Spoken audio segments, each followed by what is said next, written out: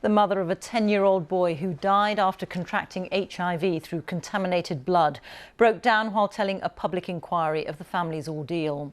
Lee Turton died in 1992. His mother, Denise, told the inquiry she believes the government knew the blood products being used were infected, as did the pharmaceutical companies, and that they did nothing. Sophie Hutchinson reports. This was 10-year-old Lee Turton. It was Christmas, just 4 weeks before he died. He was HIV positive and had hepatitis C, infected through the contaminated blood products he was treated with.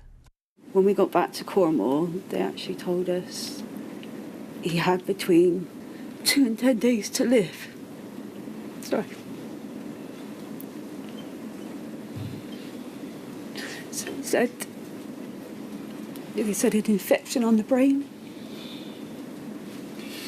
So we insisted that he went home that day because that's what he wanted to do. He kept asking to go home. Lee had severe haemophilia. When it became known that he was infected with HIV in the 1980s, his mother said parents didn't want him at school and a teacher wouldn't teach him, so they decided to move.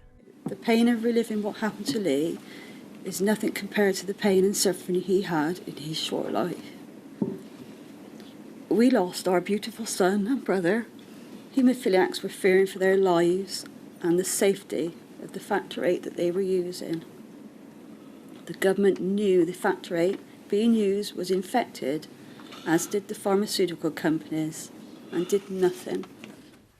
The inquiry is still combing through hundreds of thousands of documents and will call experts and former politicians to give evidence about how and why haemophiliacs like Lee and blood transfusion patients were treated with infected blood in the 70s and 80s.